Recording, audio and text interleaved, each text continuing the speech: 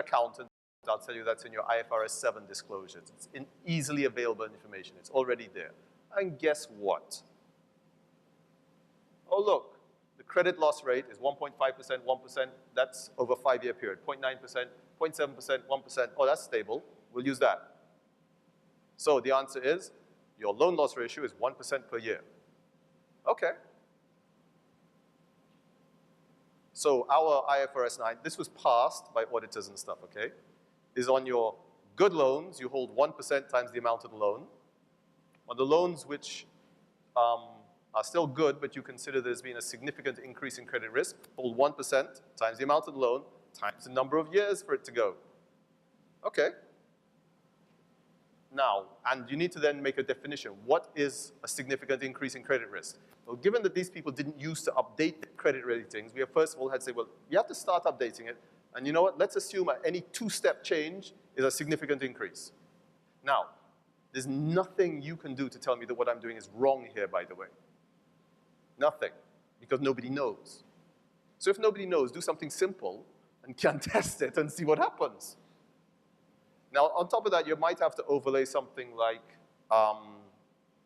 well, what if in this particular island there was some major economic crisis? Well, in that case, maybe the 1% from the past aren't relevant anymore, and maybe construction is going to go bad. You know what? On my constructions, let's add a 20%, or 5, or 10, or 15. It's not wrong. It's impossible to prove that it's wrong or right. So it must be right, right? Should I go for, it's like a magic trick. You all are watching me as if I just said something crazy. This is a regulated entity. It's actually regulated at a higher level than the average credit union. It's our bank. The regulator's happy with this model. The accountants and the auditors are happy. 2 sets of auditors are happy with the model. So the issue here is even what appears to be over a simplistic model, which is the point that PwC was making earlier. Yes, you can do the Greek letter, fancy this, this, and that, and the other, with all the acronyms and letters, if you want, but not necessarily. You have to do what is proportionate to your entity. And yeah, and so we're now actually testing that particular model in another bank, in another small territory. And I say small territory. Let me just step back. A lot of the Eastern Caribbean islands are small territories by our standards. By the US standards, and that is where IFRS 9 was designed for, we are a small territory. A medium-sized US credit union, and I've read this, you can read it yourself on things like the World Council of Credit Union website. The US equivalent of IFRS 9 is expected to create significant, or the most significant amount of pain for medium-sized US credit unions. I want you to understand that a medium-sized US credit union is bigger than any pan-Caribbean bank. Okay, just so you understand scale. When they say medium-sized credit union, they don't mean, well, it's bigger than anything we have as our bank in the Caribbean. I mean, different scores. So the issue here, coming back to, is proportionality. Practical issues. Oh, did I mention proportionality? Yes. Let me tell you a story about proportionality.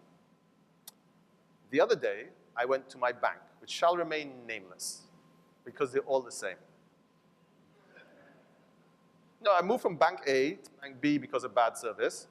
I moved from B to C to bad service. I mean, you can't keep moving around them all. And bad service in this context means things like this. Some of it is institutionalized, and this is institutionalized lack of proportionality. By the way, I'm also a credit union member, but these particular services are not offered by credit unions yet. But so I went in to get new checkbooks on my existing account that has been with them for donkey's years. This is my account, my personal account. My salary goes into it every month. My company has accounts with them. They're my primary banker. Miss, here's your new checkbooks. Okay, thank you. I have one of my younger kids with me.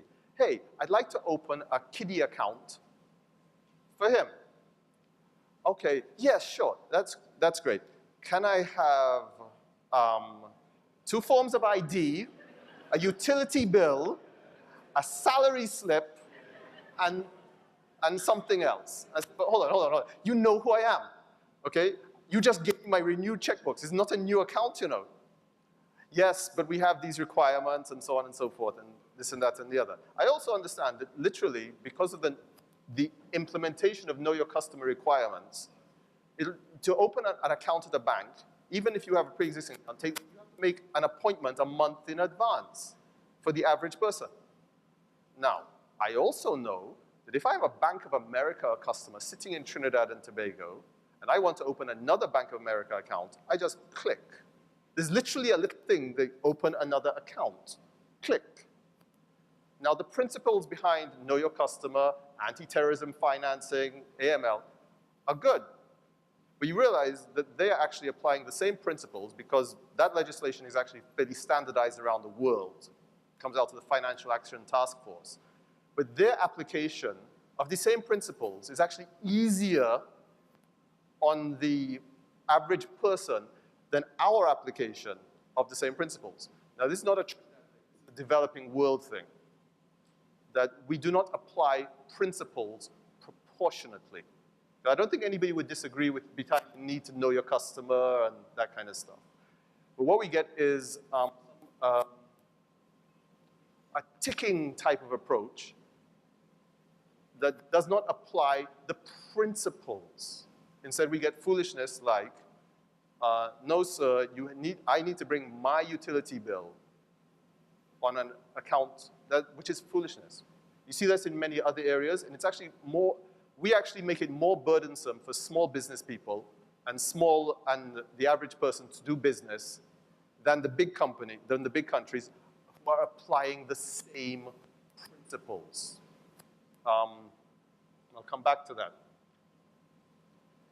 So, I don't think, not the general populace. It makes no sense. And maybe I'm happier if you used to lock up more of those kind of people, which I don't actually see that much in the papers.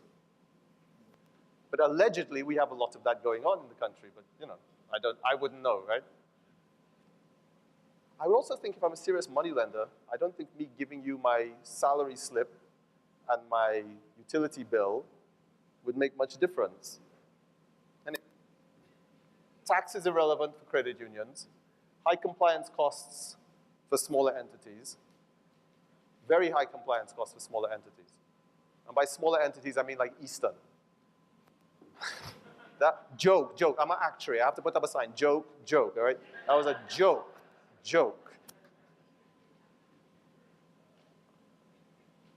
And if you actually go and read the literature is not designed for us. It's not designed for developing countries. It's not designed for small entities. It's literally not. Like I said, choose a block of loans for which you have 1,000 defaults last year, okay? Now, I mean, and analyze by those blocks. Okay. Check the Standard & Poor's data for your state. Okay. I mean, you know. And we will analyze it by zip code for you. All right. Somebody mentioned, I think it was Hasib, or it might have been Dwayne earlier, be careful when you're buying models. They actually need inputs that are assumed from that kind of stuff. They said, just connect it up to your data feed. Doesn't exist. You have a capital conflict. I think the nearest thing to risk-based capital we have in the credit union movement are the Pearls guidelines. And it's given in certain ratios. But if you're writing down your assets, and that's what you're effectively doing, if you're writing down your good loans, then you need to make sure you adjust your regulatory guidelines. Otherwise, you're going to be Let me put it this way. If the purpose of the regulatory targets is to make sure that you could pay back your members, your shareholders, and so they want certain ratios to be met. It's equivalent of keeping certain capital, certain loan to depositor ratios. If you're changing your loan base by writing it down, then those indicators need to change as well. Otherwise, you're going to be double counting. You understand what's going on? All right? And you don't want to be double counting. Because this is already, you see, you have those ratios to protect you in case things go bad, or to protect our members in case things go bad. If you're already recognizing or taking into account some things going bad, you need less money, less other money to say, for the rainy day, because you're already taking into account some of the rainy day now. Well, this is a technical thing, but depending on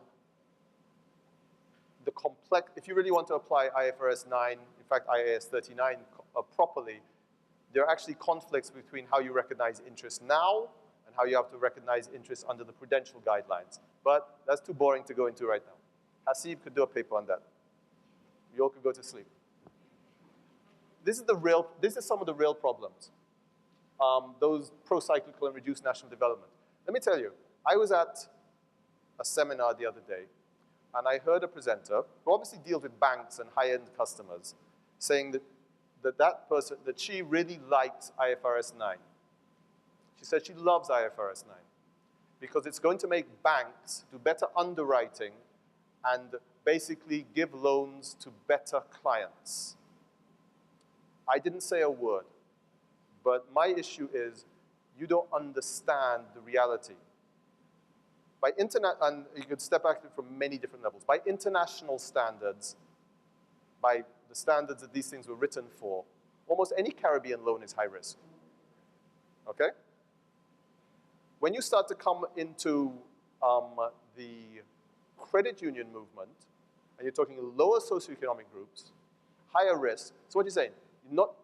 So she's literally correct. It is going to reduce lending into the people that need it the most. Now, in countries like the US, or other countries where, for example, and let's talk about you're starting up a business, right? A business startup is high risk.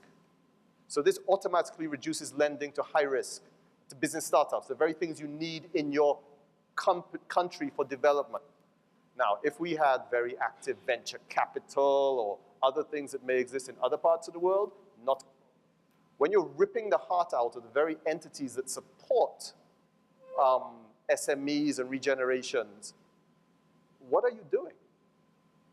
So, you see, this was never designed for, to my mind, this is an anti-developmental, or this has the potential to be significantly anti-developmental. So, if you segment your portfolio between risk and high risk, well, fine, no one is going to lend into Laventil and the Beetham estate, right? Based on this. Or, so you therefore exacerbate developmental problems. Now, in the US, for example, banks, and this is a bank versus credit union comment here. There is something called I think it's called the National Reconstruction Act. Because what happened is banks, not just driven by the similar kind of concepts, stopped lending into lower income areas. Credit unions were still lending into lower income areas. And so they literally had to pass a federal law requiring banks to invest into the areas that they were calling redlining. They were literally redlining, do not lend into this area, do not lend into that area. And so they have a federal law. The credit unions are exempt from that law because it was understood the credit unions were still lending into the redlined areas. Now, that's one of the problems with I talk about proportionality.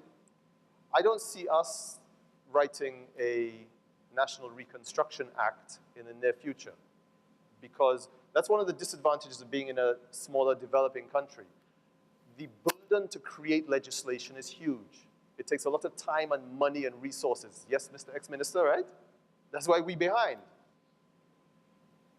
Until it took us 50 years to update out of the UK Companies Act. We have acts on our books that are decades old, whereas the colonial powers have moved on because they have hundreds and thousands of lawyers and politicians and commissions and committees who are actually actively dealing with this stuff. We don't.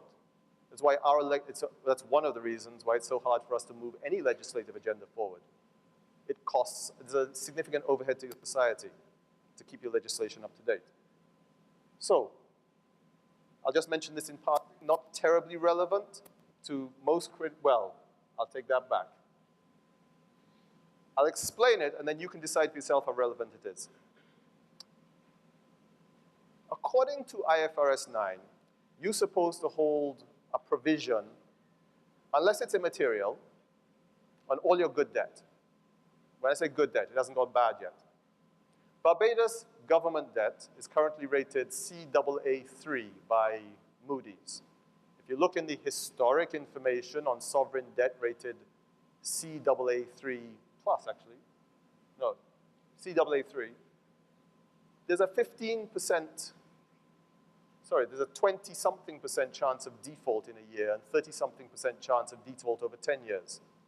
And on average, when a bond defaults, they lose like 20% of their money or something like that. So applying IFRS 9, if I'm holding Barbados government debt, well, then I should write it down immediately. And that would include, I would think, maybe any money the government owes me, like a VAT refund. Now, if I apply that logic to Trinidad, someone could use that logic, an auditor, of course, that if I'm holding treasury bills or a VAT refund on my balance sheet, I should be writing that down too, even for Trinidad and Tobago government debt to a Trinidad and Tobago government entity. Now, with Trinidad and Tobago shareholders and Trinidad and Tobago creditors, which now that to my mind is leading into meaninglessness. The meaninglessness there is reality. If the Trinidad government defaults on that kind of stuff, we all in trouble. You know, I mean, literally, in much bigger trouble than fancy accounting.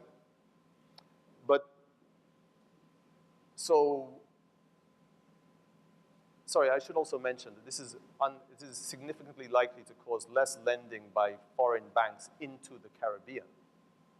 Because when they do their risk analysis according to this, we are much riskier than, say, Canada. So I do consider this anti-developmental at macro and micro scale. So I have suggested that these kind of issues need to be discussed at regional level, at ICAT level. ICAT is the Institute of Chartered Accountants of Trinidad and Tobago, where these are the big players in the dance, as I'm looking in their direction. But coming back to, but I don't think this is going to be directly relevant to Trinidad and Tobago credit unions. I'm just mentioning it. It's a big problem if you're a Barbadian credit union. So what can we do? One, I think we should get rid of it.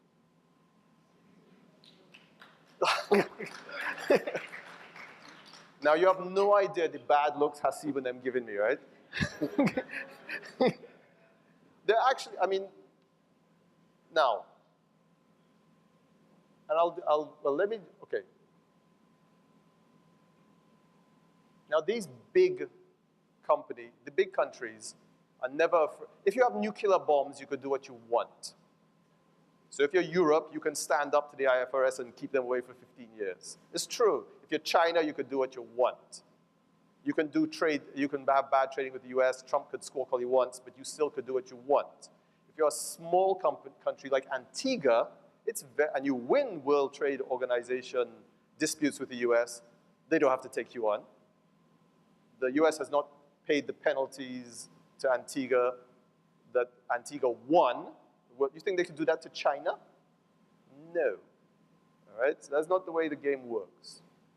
So for example, the IFRS 9 equivalent is, in the States, is CECL, which stands for Complete Expected Credit. I keep on forgetting what the first C is. But it's basically IFRS 9's expected credit losses.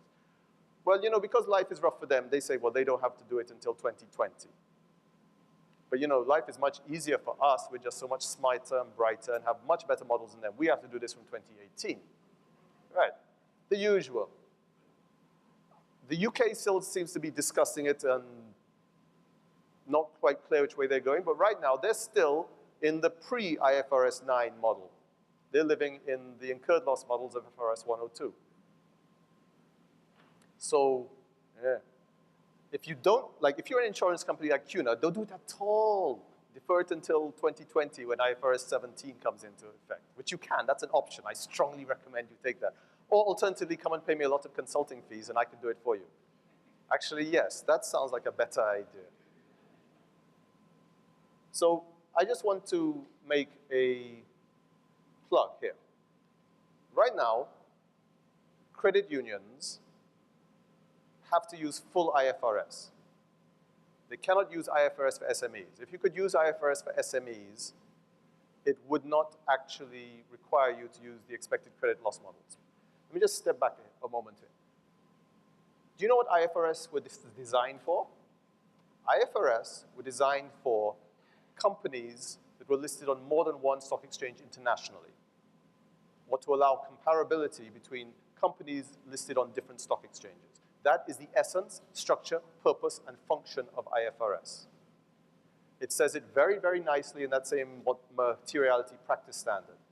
IFRS are designed for investors and creditors, and prospective investors and creditors, to make resource decisions. Am I going to invest in your entity? That's basic. Now, let's just zip that, and it says clearly, they were not designed for the general public, they were not designed for regulators, and they were not designed for management. Management and regulators are assumed to be able to get whatever information they want, however they want it, to run their companies and to regulate. They can get additional information. They also assume that the reader or analyzer of your financial statements is knowledgeable and of financial things generally, and will do due diligence and analysis of those financial statements. Right, Hasib? Right. Hasib is like an IFRS guru. So Hasib agreed with me, I must be right. How many of your, so let's look at the investors and creditors of the credit union movement. Okay, these would be people holding deposit accounts or member share accounts, right? How many of those people do you know analyze your IFRS financial statements before putting money into your credit union?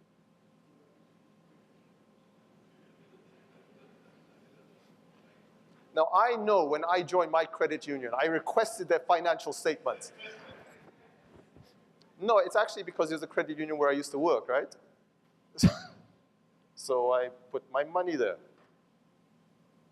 So, okay, so why are we doing IFRS, full IFRS financial statements for credit unions again? Now,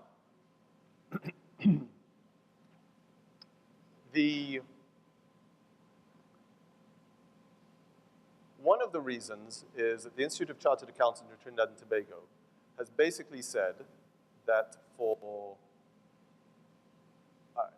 you're not supposed to use IFRS for SMEs if you are a public interest entity. And a public interest entity is one where you have depositors and creditors and that kind of stuff.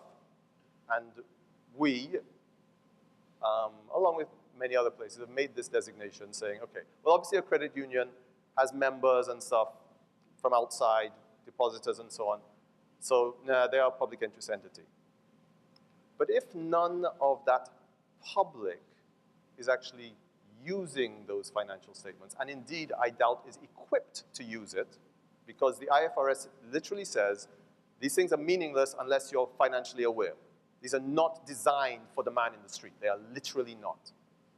Then I would think there is a strong case to be made, talking between regulators and ICAT and so on, to move credit unions, certainly the smaller credit unions. There are some credit unions that want to be banks and so on. Fine, take your trouble. But for the rest of the credit union movement, now if you want to be bank, you're going to be regulated like a bank. No problem. Deal with it. But for the average credit union, I see no reason why, with due consultation and so on, you can't move them out of this excessive compliance burden. Don't get me wrong. Let me step back. By all means, implement the principles that you consider appropriate. Let us suppose we go back and say, yeah, it's a good idea to keep some provisions on these good loans. Well, the regulator can get you to do that. Okay?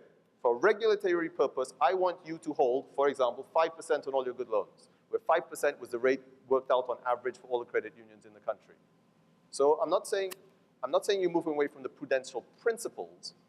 I'm saying I'm walking away from the 20 pages of excessive notes in the back of your financial statement on IFRS 9 that are meaningless to everybody. If the regulator wants that information, he can ask for it on forms. Right? No one else wants it. So let me rephrase that. Whatever information the regulator or management wants, you can get. You have processes for that. Other information that is just being produced to comply with a standard that produces no value is unnecessary and indeed counterproductive. So I did begin by saying I was somewhat controversial. And I guess I should say, now, that might not happen because we like it so, but let it not be said that I didn't say there was an option. But if you are stuck in it, then avoid undue cost.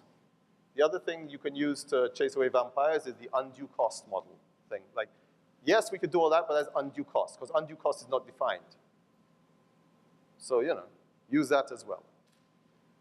And use national or regional data. What we suggested to the regulators in St. Kitts, because St. Kitts is even smaller. The population in St. Kitts is 40,000 people, all right?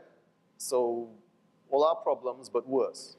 So don't even try to, so there's a software solution out of somewhere in the States, which I believe the Confederation, the Caribbean Confederation has got a huge discount. I think it only costs like 6,000 US or thereabouts, right? That's a huge discount, friend. And I don't know if that's annual or one time. We don't, but I mean, you know, that's the cheap price. That will, you know, look at your history and try and calculate rates and that kind of stuff. And what I suggested to the guys in St. Kitts, I said, listen, you all are so small, that makes no sense. Take all your data together and put it in that, and then use the percent, and then if you get percentages that you want to use that approach, because, you know, try and spread the cost around, which is presumably what PwC is trying to do in Jamaica with 28 credit unions. There's absolutely no reason in my mind why the regulator can't give you some forms to fill out. You wouldn't have data immediately, but over the years it'll build out. And then say, look, these are the general patterns of losses in credit unions in Trinidad and Tobago. So instead of you going to build your model with your 50 people or 500 people, you build a model with, how much people you said, 500,000? And then apply those patterns. Now, if an individual credit union wants to make a case, well, no, we are different from this because of that, fine. But you've got to reduce the compliance burden on those smaller credit unions, or this and several other things will cause them to cease to exist. And I have a problem with that because I think there's a role for them in national development. That's just me. That's just me. Right. We did that. We done. Thank you.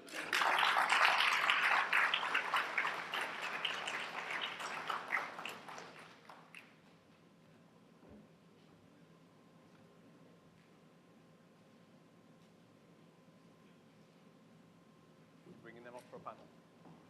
Bringing these guys up for a panel. Okay. Hasid. Thank you, Kyle. And now we move on to the questions and answers segment. I would like to invite the members of the panel to stage. Hasid. And I would like to invite Andre Gwindu to moderate this session.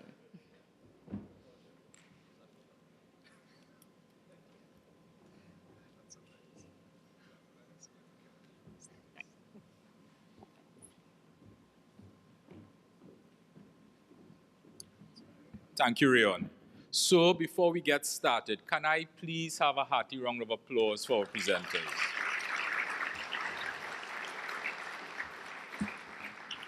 All right, and after those niceties, let the fireworks begin. Looking, still looking, still, oh, Brian, please take the mic, please.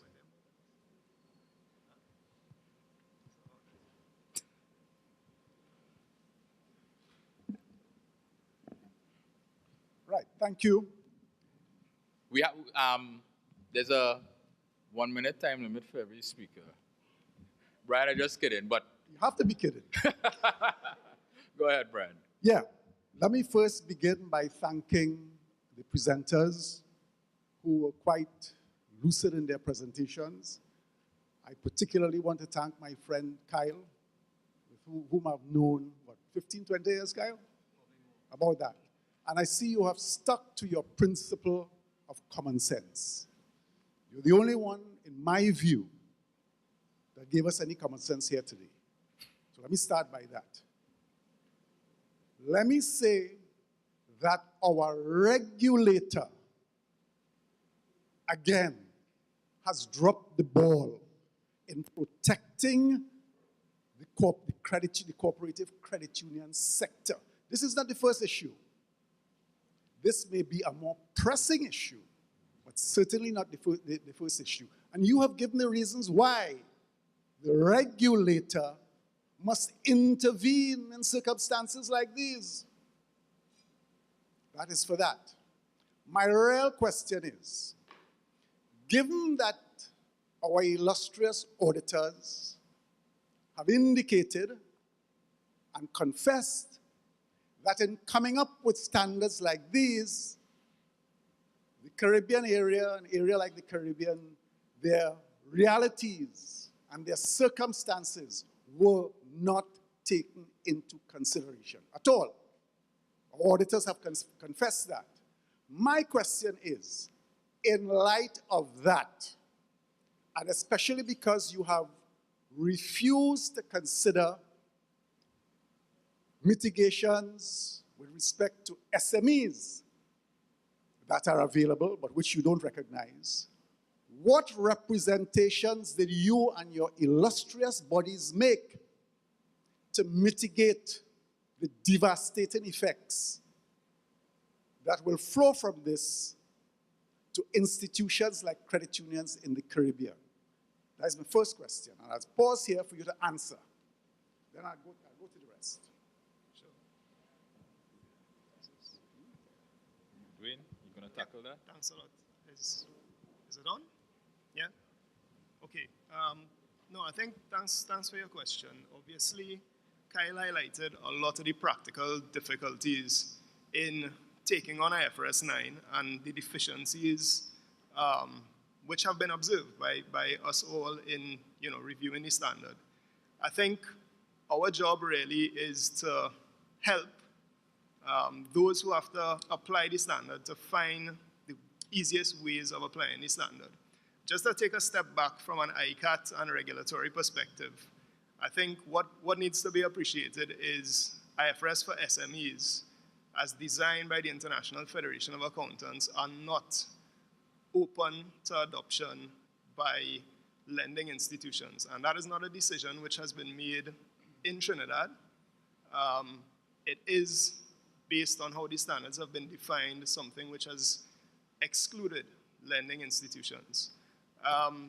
In terms of what PwC has done, as you would have seen in our presentation, the effective date of the standard shifted from 2015 to 2018 because of a lot of lobbying and pushback by auditors and financial institutions around the world against this model.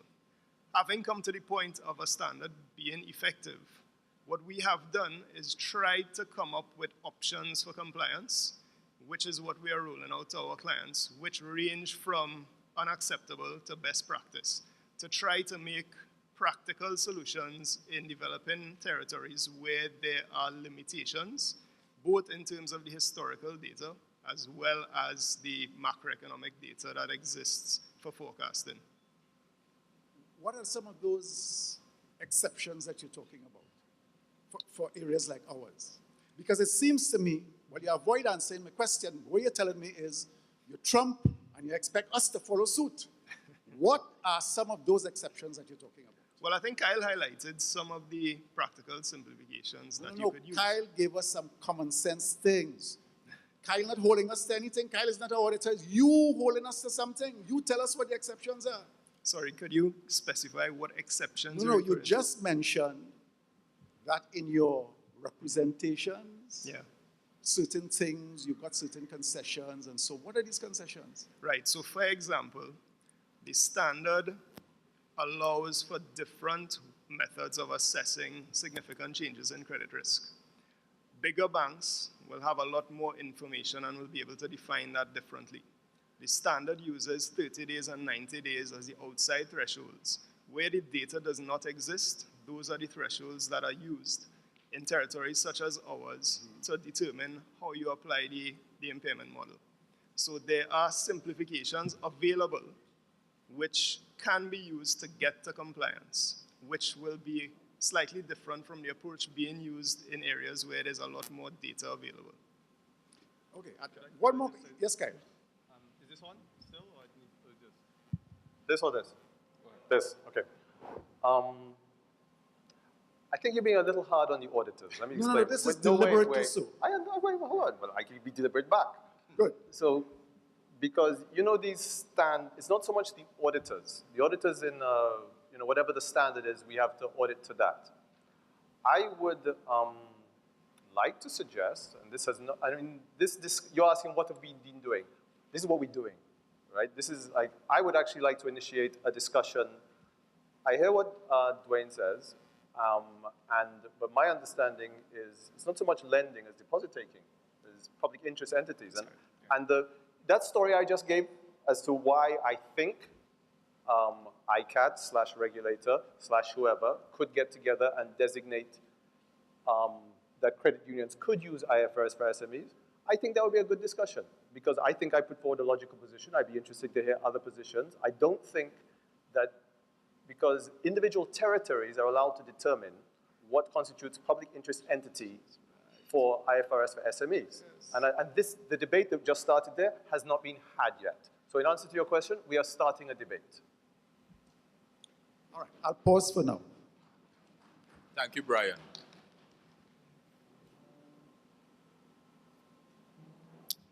Questions? Sorry, if I could just add, knowing the way and the speed with which debates occur in Trinidad and Tobago, I suggest we have plans ready for January 1, 2018, just in case the debate hasn't finished by then.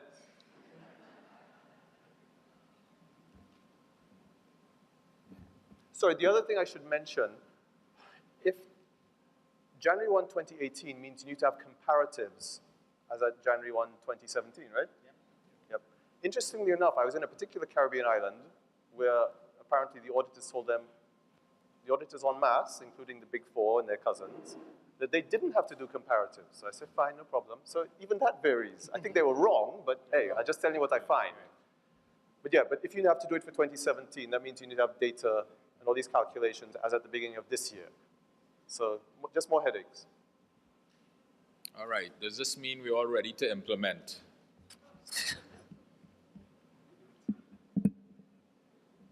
So I'm gathering that you guys know what you're going to do January 1. This is the panel. These are the experts. Cool.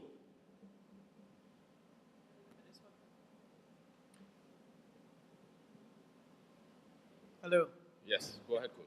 I just want to ask a question. Seeing that this is clearly going to be a challenge for most, if not all of us, and seeing that it is also subject to a fair amount of interpretation and discussions and subjectivity, I'm wondering if, and based on the suggestion that you've made that we should attempt, if possible, to have it postponed until 2020, until IFRS 17, I understand that's what you said, right? Sorry, that's just for insurance companies.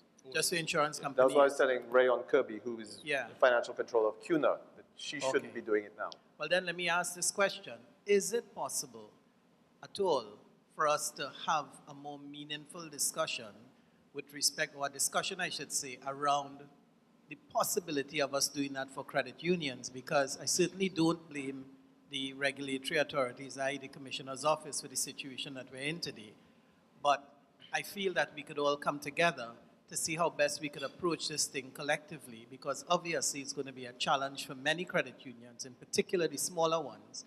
And if it has to make any sense at all for us, as people-oriented financial cooperatives, I think we need to come together to see how best, if at all, we could respond to this in a meaningful way. I mean, we have 500,000 plus members. We ought to be able to come together to have some influence in terms of how this is going to impact us. So just, that's a suggestion.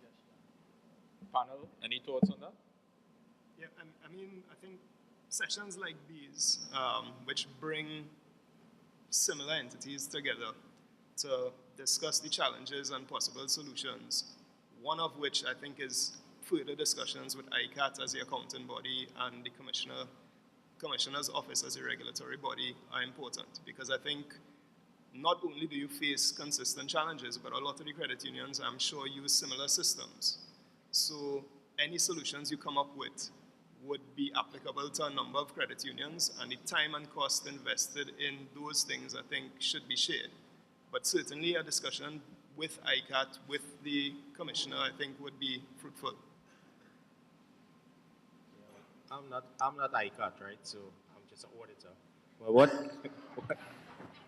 what I would say, and thanks very much for all the love in the room, my friend there. I think one of the things, you know, is that once you're not at the table, you're on the menu, right? And this is a good example of where you need to actually be at the table negotiating. I think Kyle has really put that squarely on the table to this audience, where it is one of the ways forward is clearly you guys need to come together, have some representatives, go with the honorable chairman, the credit union, right, in terms of the chairman there, and therefore go and approach ICAT and have a discussion. And as a byproduct of that, running parallel to that, you have to think, well, what if that doesn't happen? What is our contingency plan, right? And have a thought in terms about that. And that is really the approach you have now, because if we have a year to go, and we have to start that discussion now, but as Kyle had already said, depending on how long discussions take in our country, right, is another matter. But having said that, I mean, the people on council sit here, right? One guy is here who sits on council, so it's not somebody you don't know. So you're not going to talk to people who are not aware of what the issue is. So I think that should be a first order of business. Try and get that thought process in terms of public accountability aired, in terms of are you really, in inverted commas, within the definition of public accountability. Put your pros and cons in terms of that, put that to ICAT, right? See what is the thought process in terms of there, and as a side issue in terms of, okay, if we don't get there, what are we doing as credit unions in terms of having a number using undue cost and effort, or basically using something where we're trying to do stuff in Jamaica, everybody goes to a central thing, puts the information there, come up with the statistics and does it, right? Talk to the regulator in terms of you don't want to have a double whammy, in terms of you have the provision and also you have, you know, in terms of those criteria, where it is you would double count how much you have to put away. And that is what we need to do. So we need to have a 10-point plan, and we need to effect that. That's really the answer. Sitting down here and thinking about, well, okay, what are the do's and don'ts within the standard? We go on past that. The standard is there. Nobody's going to change that standard for you. You can't go back in time. This is where we are. This is the facts on the table, and this is the next steps. And I think that's what you guys need to get together. Put the next steps down and just implement it. Yeah. Thank you, Asib. One of the challenges, Andre, if I could add to that, I mean, as Conrad pointed out at the very start this morning, the credit union sector in Trinidad is not small. You have 500,000 members. You have $13 billion worth of assets. Making an argument that credit unions are not public interest entities when your members comprise 1/3 of the population becomes difficult. All right, so I think the credit union sector with pride will say how much service it provides to the nation, and the quantity of members you have within the population, and the size of the assets, the growth which Conrad spoke about between 1990 and 2016. So I think that is all part of the consideration of trying to make the argument that a credit union is not a public interest entity. Because of course, if something were to happen to the sector, a lot of people would get impacted. So Andre mentioned at the start, you do have the assets of many of the population under your charge. And while many elements of this standard we don't like as auditors, so don't think it's a popular standard.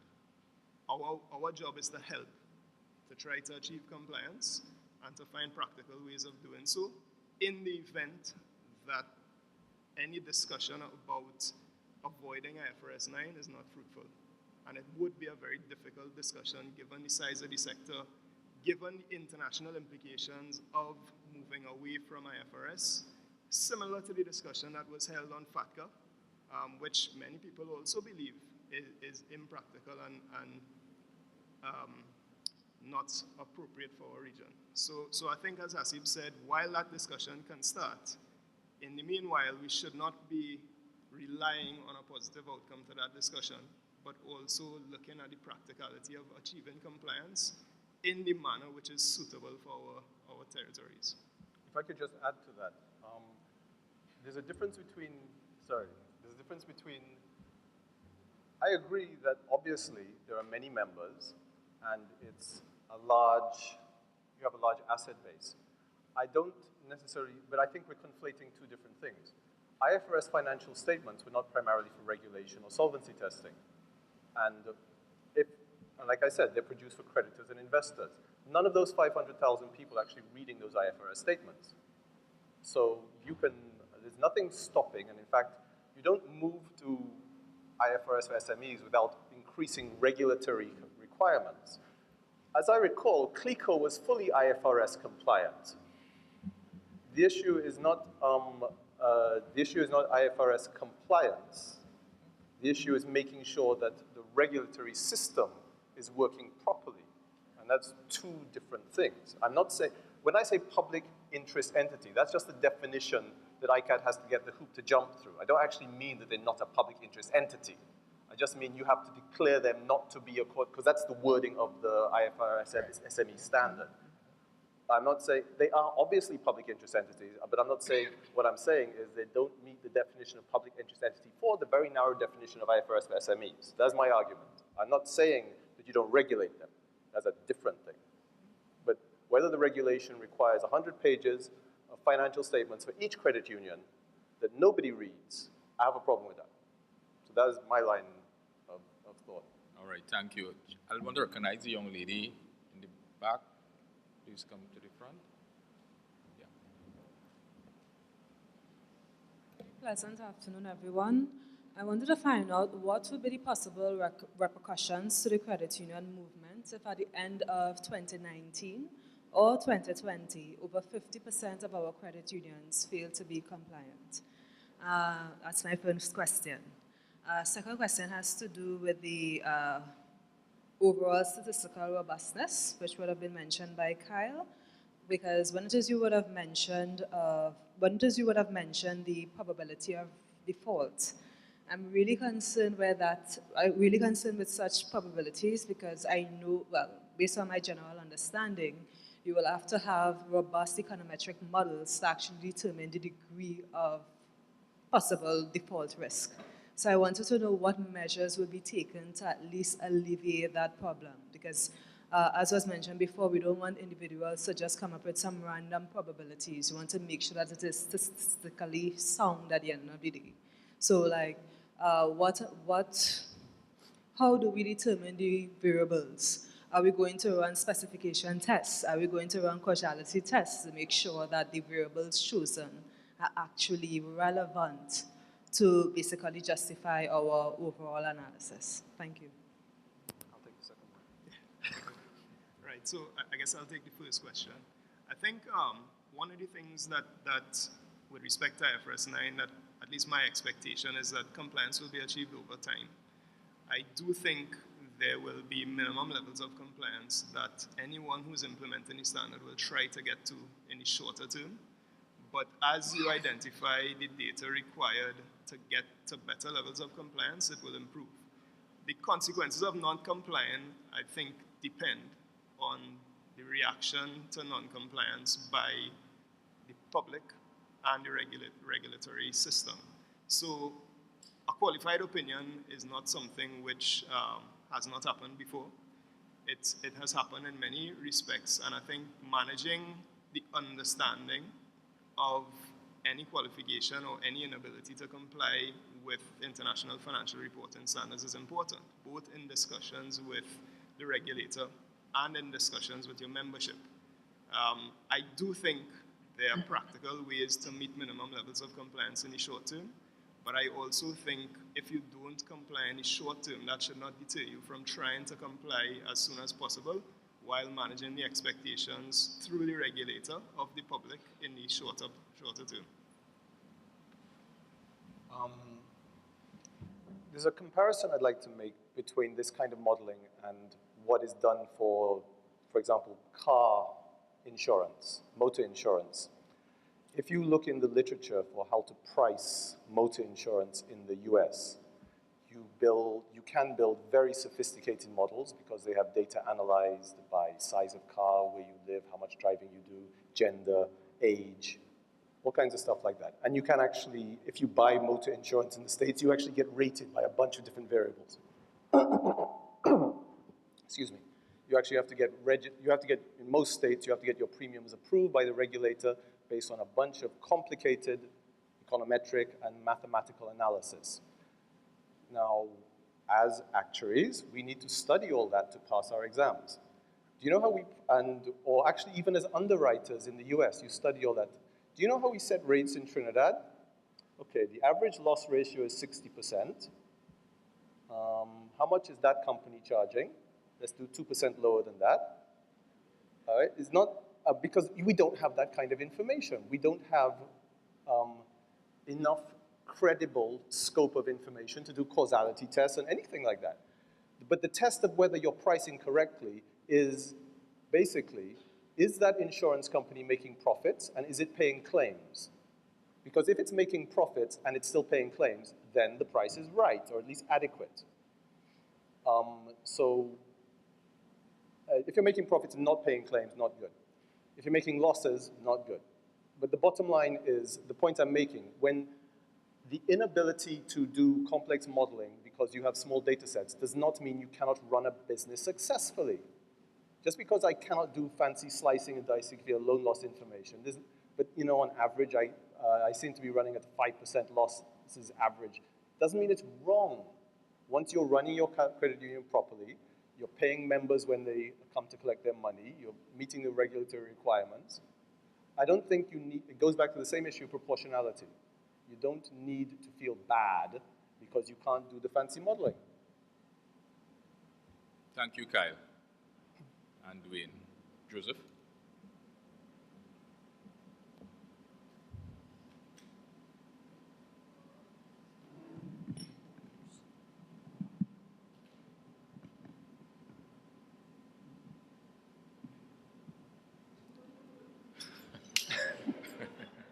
It's a short person, Mike.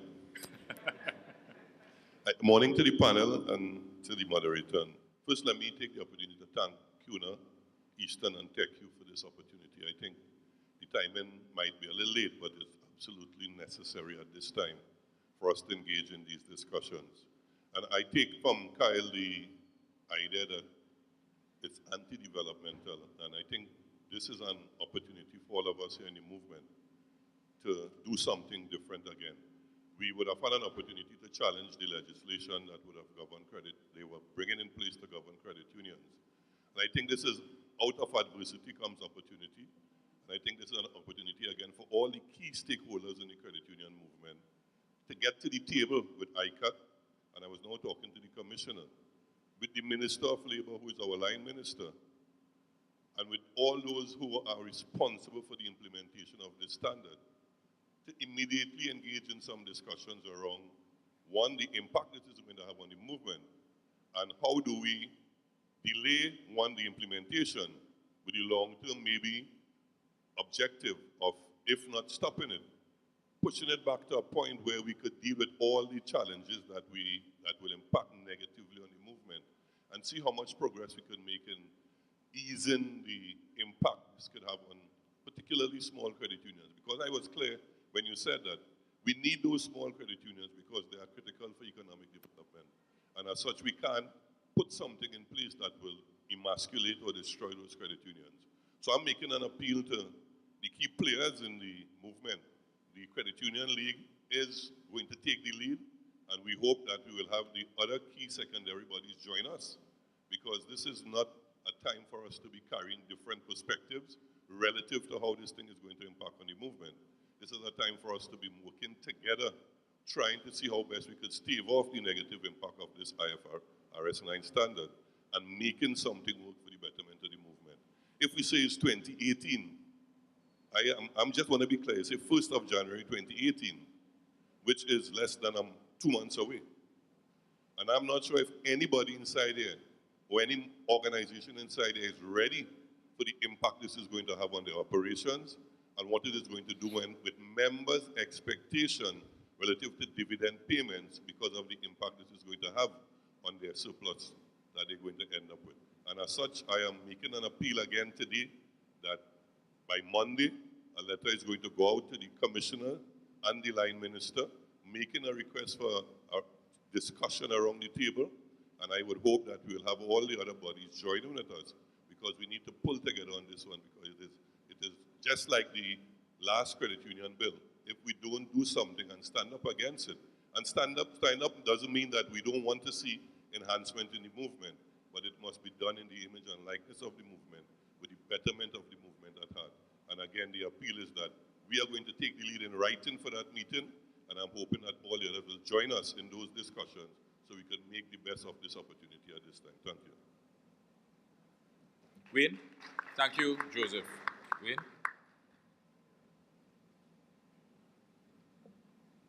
Thanks very much, Mr. Moderator, and pleasant morning to all. My concern is IFRS 9. I'm only hearing credit union for the time being. But does it not apply to all financial institutions? And if credit unions alone comply and the banks don't comply, does it not affect Trinidad and Tobago and the global things in Trinidad and Tobago? Or if the banks comply and the credit union don't, what are the implications for the credit unions with respect to the bank?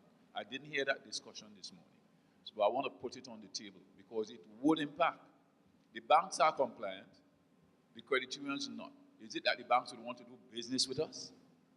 Or the credit unions are compliant and the banks not? Is it that we jump in the gun? So the point that my friend raised about, seeing the minister and getting things done, we may have a partner in getting it delayed instead of going by sector only to get it done. So what could be the impacts of that? Thanks. Well, I think it goes back to what we actually use these financial statements for.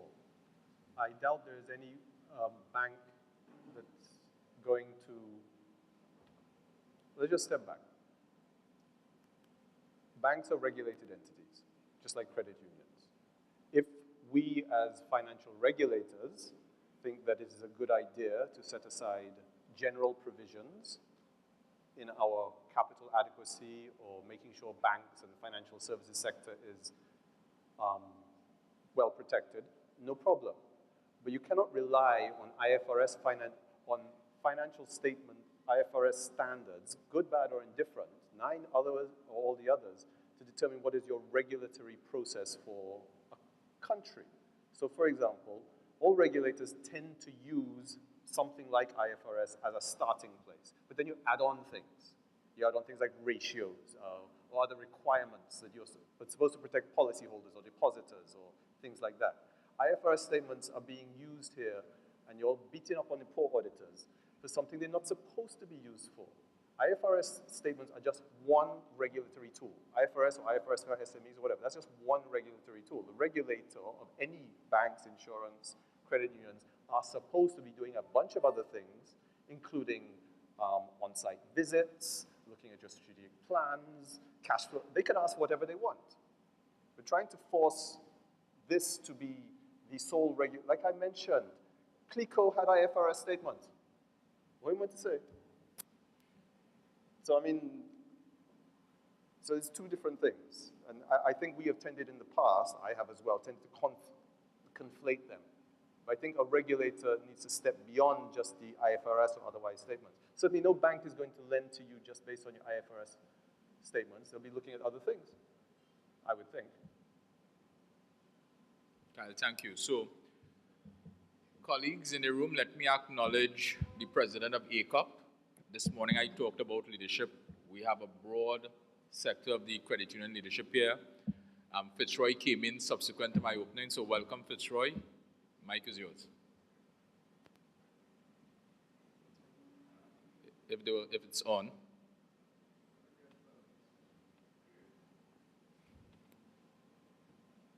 That's quite good. Thank you, Andre. And let me join with the